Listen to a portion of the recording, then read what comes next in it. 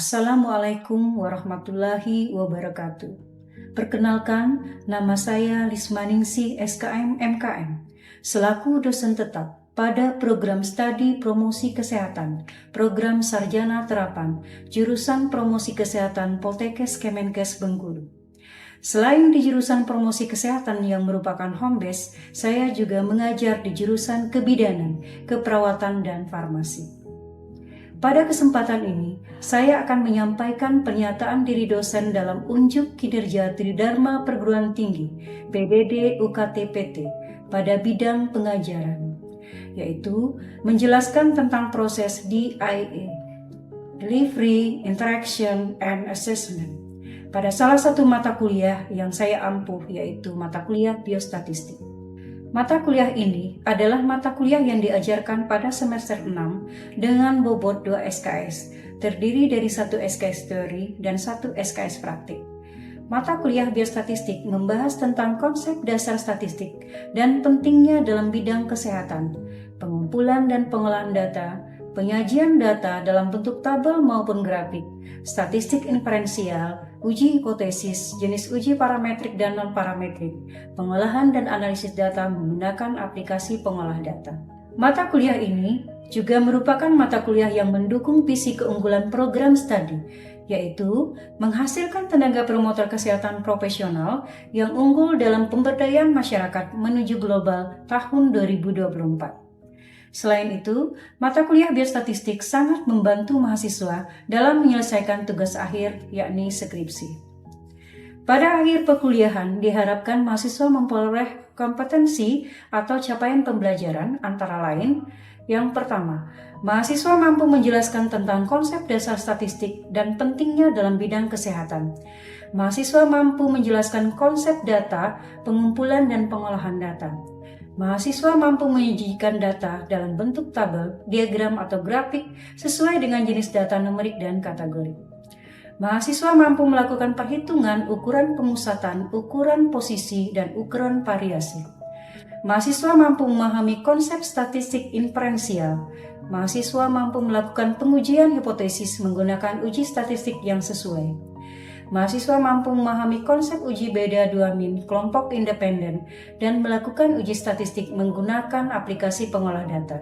Agar kompetensi pembelajaran mata kuliah dapat dicapai, diperlukan beberapa bahan kajian yang terbagi dalam 14 kali pertemuan di luar ujian tengah semester dan ujian akhir semester. Bahan kajian tersebut antara lain konsep dasar statistik yang meliputi pengertian ruang lingkup tahapan statistik deskriptif dan inferensial. Kemudian konsep data, pengumpulan dan pengolahan data meliputi klasifikasi data, skala pengukuran, teknik pengumpulan data, dan tahapan pengolahan data. Konsep penyajian dan analisis data meliputi penyajian data kategorik dan numerik dalam bentuk narasi, tabel, dan grafik.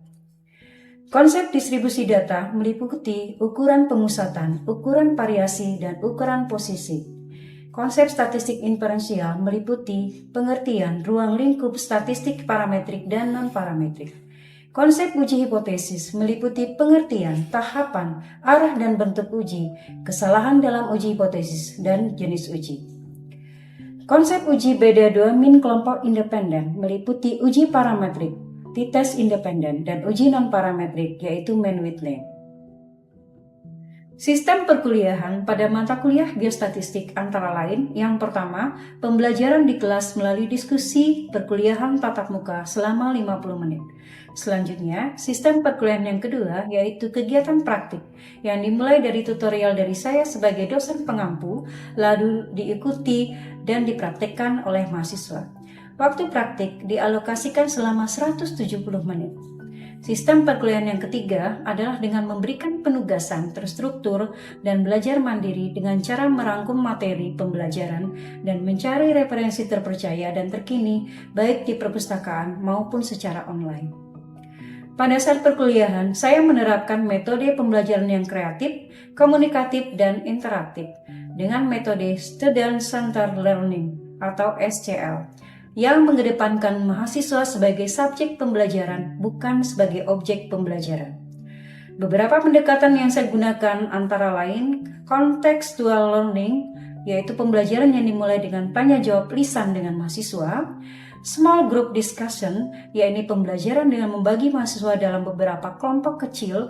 Selanjutnya ditugaskan untuk membuat makalah dan PPT serta dipresentasikan di kelas. Self-directed learning, yakni pembelajaran dengan memberikan tugas membaca dan merangkum materi pembelajaran. Selanjutnya, saya akan menjelaskan bagaimana penerapan interaksi antara dosen dan mahasiswa pada saat pembelajaran, antara lain melalui komunikasi langsung maupun tidak langsung, melalui media elektronik seperti telepon, WA, email maupun Instagram, dan melalui aplikasi Siakat untuk mengisi presensi dan jurnal pembelajaran. Proses asesmen mata kuliah biostatistik dilakukan secara objektif sesuai dengan indikator dan bobot penilaian yang sudah ditetapkan dan disampaikan kepada mahasiswa pada awal perkuliahan atau kontrak pembelajaran. Bobot penilaian terdiri dari 50% penilaian teori yang terdiri dari UTS, UAS, dan penugasan atau kuis masing-masing 30%, serta kehadiran atau presensi sebesar 10%. Untuk penilaian praktik sebesar 50% terdiri dari soft skill 20%, hard skill 60%, dan responsi atau pengetahuan 20%. Untuk mengukur pengetahuan mahasiswa dinilai dari hasil UTS, UAS, dan kuis. UTS dan UAS menggunakan soal pinget dan dilakukan dengan metode CBT. Penilaian tugas kelompok berdasarkan makalah, PPT, dan proses diskusi atau seminar. Penilaian tugas individu yang dikumpulkan melalui email dan kuis pada saat proses pembelajaran. Sedangkan untuk mengukur keterampilan mahasiswa menggunakan form penilaian atau rubrik penilaian. Baik, itulah tadi penjelasan tentang pembelajaran mata kuliah biostatistik. Selanjutnya, saya akan menyampaikan kegiatan pembelajaran di kelas. Assalamualaikum warahmatullahi wabarakatuh. Waalaikumsalam warahmatullahi wabarakatuh. Semangat pagi. Pagi, yes, luar biasa, tetap semangat, bersyukur. Apa kabar mahasiswa? Luar biasa.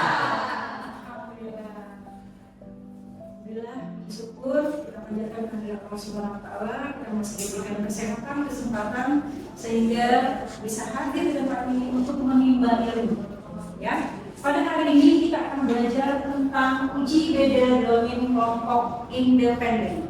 Namun sebelum itu, ya, Ibu akan mengisi presensi dan jurnal disiapkan terlebih dahulu.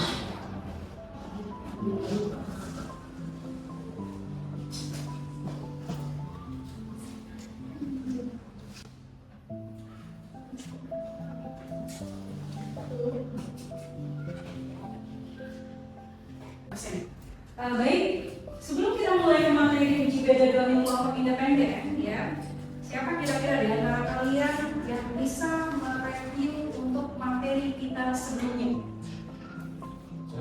Ya, silakan. Baiklah, mohon izin. Perkenalkan, nama saya Arjuna. Sini saya akan mereview kembali apa yang telah kita bahas dan juga kita diskusikan pada pertemuan lalu, yaitu mengenai uji hipotesis. Uji hipotesis yaitu pernyataan yang perlu kita uji kebenarannya. Kemudian uji hipotesis ini yaitu menggunakan dua pendekatan. Yang pertama yaitu statistik parametrik, yaitu bersyarat untuk data berdistribusi normal.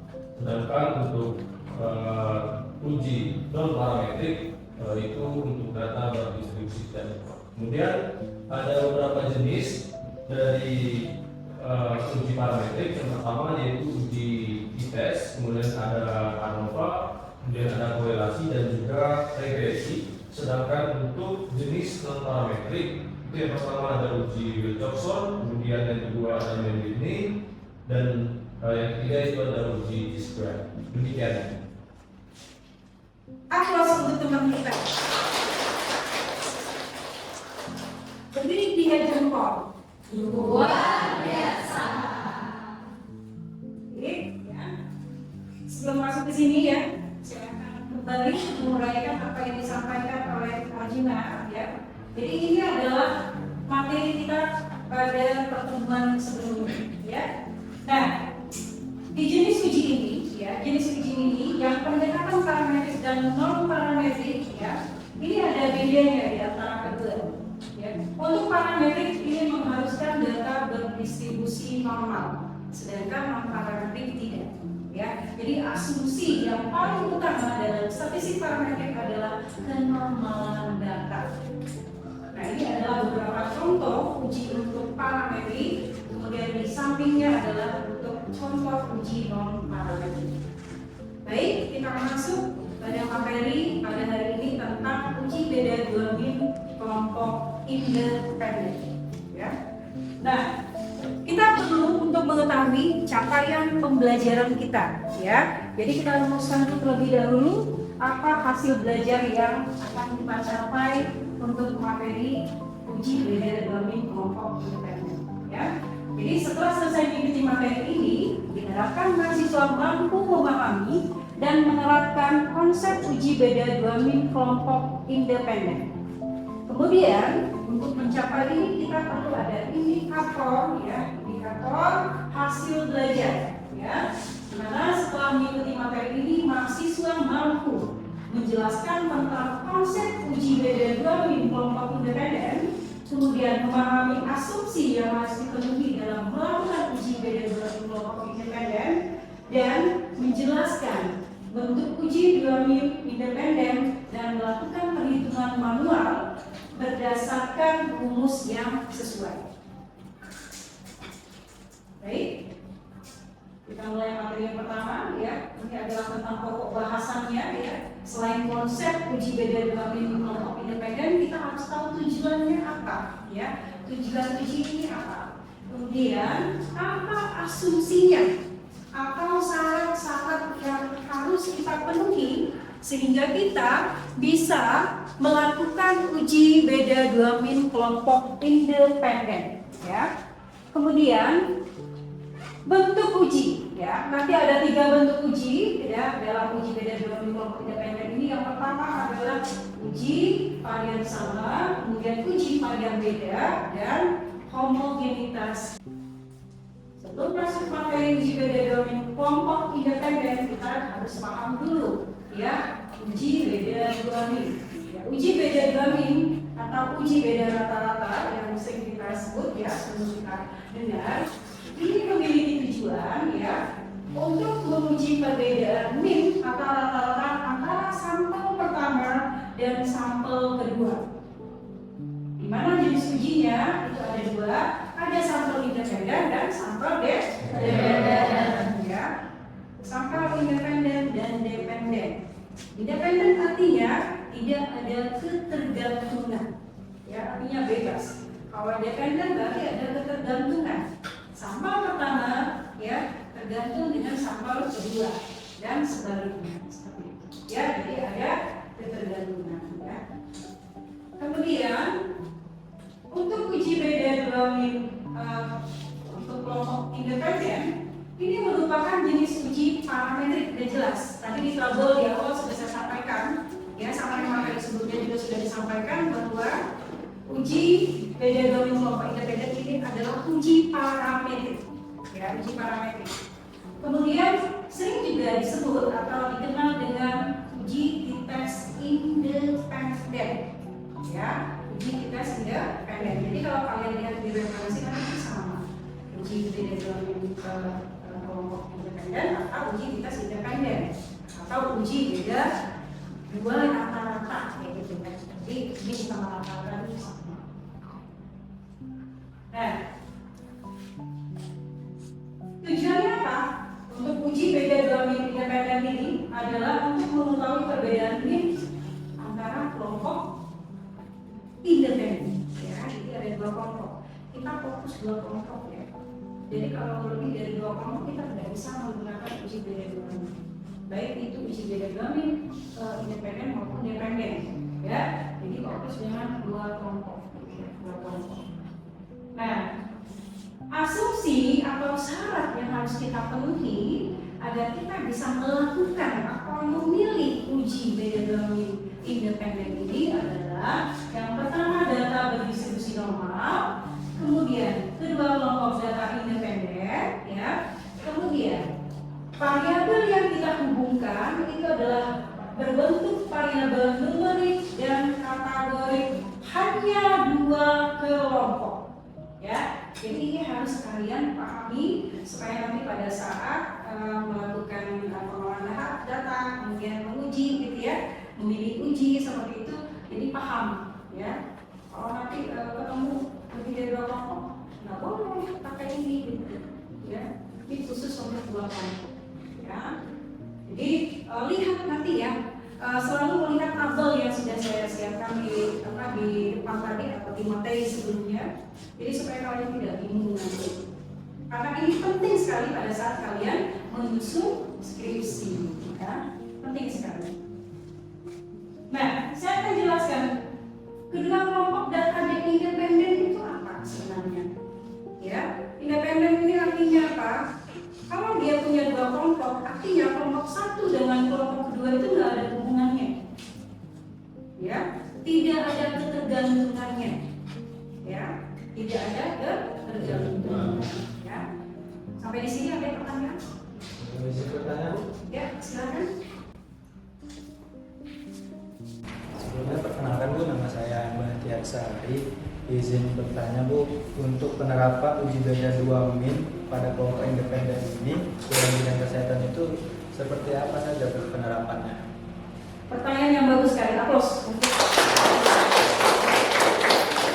Jadi dia 2 jam false luar biasa.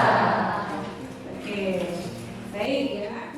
Ini pertanyaan yang bagus sekali karena ada hubungannya nanti pada saat kalian menentukan pada saat menyusun skripsi nantinya ya.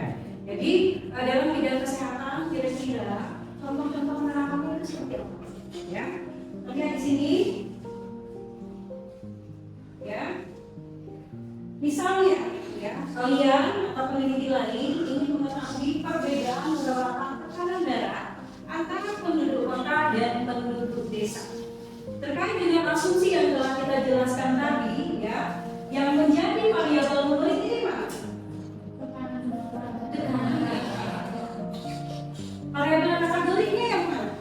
Penduduk kota dan penduduk desa. Ada berapa kelompok? 2 kelompok. Ya. Jadi balik lagi ke asumsi utamanya, kalau seandainya ya untuk contoh ini distribusi datanya normal, untuk data numeriknya tapi distribusi datanya normal, berarti kita bisa menggunakan uji beda 2 min kelompok independen. Ya. Kemudian contoh lainnya. Peneliti ingin mengetahui perbedaan beberapa pengetahuan ya antara kelompok intervensi dan kelompok kontrol. Mana variabel numeriknya? Mana variabel? Mana variabel kategoriknya? Ada berapa kelompok? 2. Kelompoknya adalah kelompok intervensi dan kelompok kontrol. Ya, saya kira nanti pada saat menyusun skripsi nggak bingung lagi ya. Ya, mudah-mudahan ya mudah-mudahan paham. Oke. Nah, ini adalah bentuk uji ya, bentuk uji untuk uji beda 2 min kelompok independen. Yang pertama itu adalah uji untuk varian sama. Mudah-mudahan kalian bingung lagi itu apa itu varian gitu kan? Apa itu standar deviasi gitu, jangan sampai bingung lagi ya. Nah, jadi kemudian yang kedua itu adalah uji untuk varian beda. Yang ketiga uji homogenitas varian. Ya, untuk memilih apakah kita menggunakan uji varian sama atau varian beda, kita harus melakukan uji homogenitas varian terlebih dahulu. Uji homogenitas varian ini menggunakan uji F. Jadi untuk uji beda 2 min kelompok independen ini ada beberapa tabel yang nanti harus kita pelajari. Selain tabel T itu harus kita pelajari juga tabel F, ya. Jadi ada tabel T dan tabel F. Pada saat uji hipotesis kalian sudah saya kenalkan ada tabel Z, ya, ada tabel Z. Nah, nanti kita juga akan memperkenalkan ada tabel T dan tabel F, gitu ya. Ini adalah yang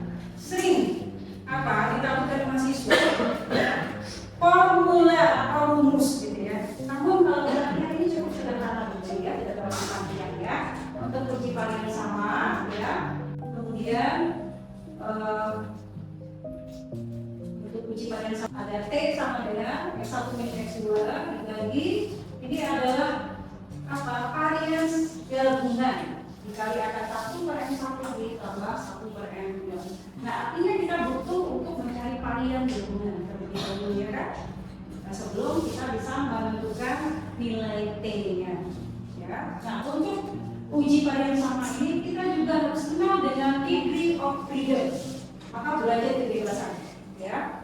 Kalau melihat tadi ada tabel T itu nanti ada apa? Degree of freedom-nya, ada DF-nya. Rumus yang kita perlukan adalah N1 plus N2 dikurang 2, ya. Selanjutnya ini adalah uji untuk varian berbeda. Untuk varian berbeda lebih singkat rumusnya dibanding yang tadi, ya. Dibanding yang tadi hanya cukup satu rumus saja, ya. Kalau tadi kan kita harus cari varian gabungan dulu seperti itu, ya. Ada lama juga, ya. Agak membutuhkan waktu lama untuk menyelesaikan. Kalau seandainya nanti kita ketemukan pada saat uji homogenitas varian itu adalah variannya sama. Oke.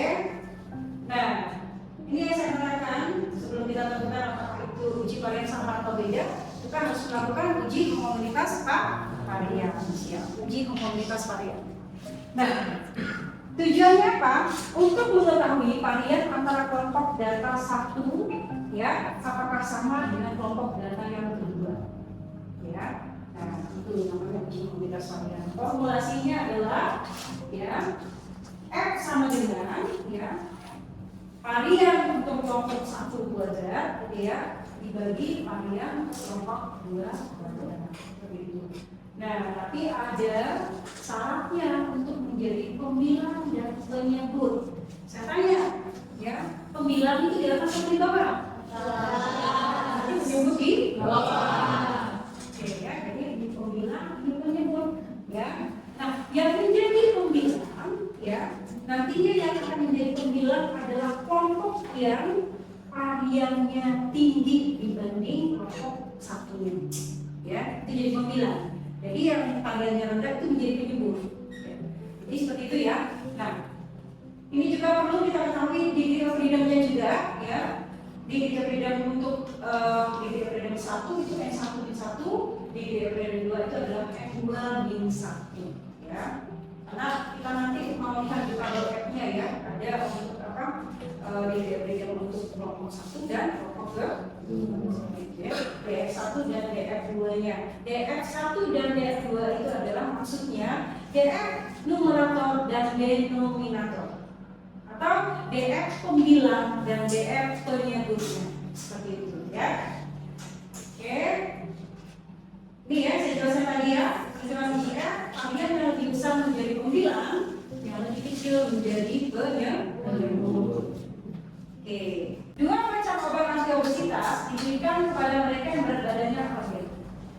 Untuk jangka waktu 3 bulan. Obat A diberikan 10 orang dan obat B pada 11 orang. Hasil pengukuran penurunan berat badan setelah 3 bulan itu sebagai berikut: obat A 989789547, kemudian obat B 4673549664.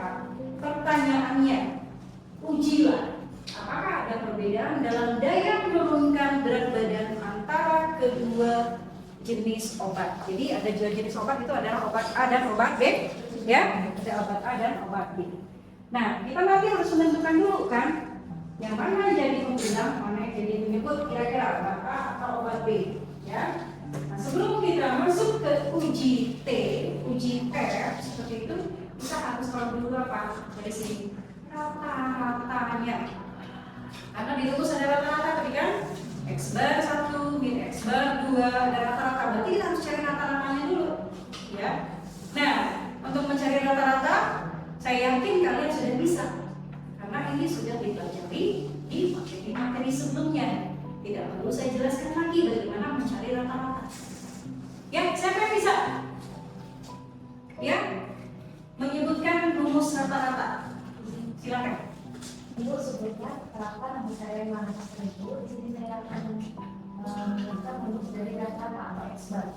Untuk X bar sendiri rumusnya itu sigma XI dibagi N, di mana X itu sendiri adalah jumlah seluruh nilai dan N itu adalah jumlah data atau jumlah pengamatan. Oke, baik, apa semua gimana? Jadi dia berjumpa luar biasa. Oke, nah dari soal ini silakan kalian cari rata-ratanya. Silakan. Pertama yang mana? Silakan cari rata-ratanya ya. Saya tunggu ya.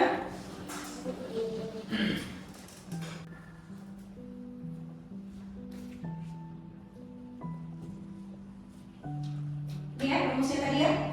Mudah-mudahan bisa dengan rumus ini. Artinya gimana caranya ini? Tadi angka-angkanya berapa? Angka opatannya berapa ini angkanya? 9 tambah 8 tambah 8 tambah 9 tambah 9 tambah 7 tambah 7 tambah 8 tambah 8 tambah 9 ya. tambah 5 tambah 7 Nah, tambah 4 tambah 7 oke.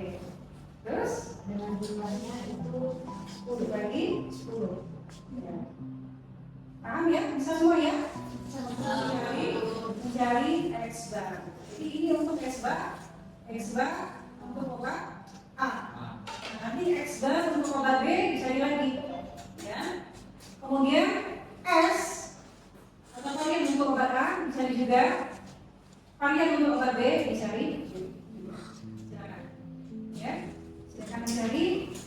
Dan kita bisa menyelesaikan untuk mengetahui hitungan menganggap uji beda dengan kelompok beda dan benar.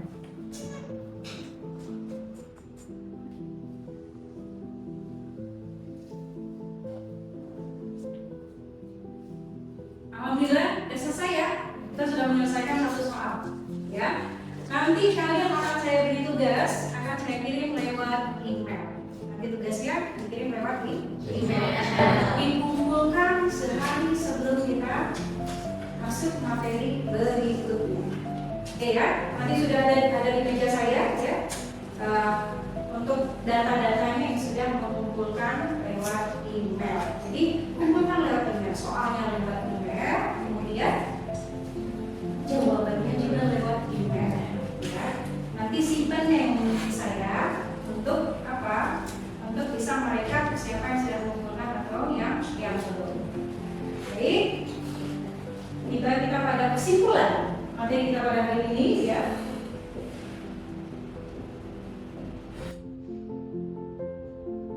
Yang pertama, uji beda dua min independen bertujuan untuk mengetahui perbedaan min dua kelompok data independen.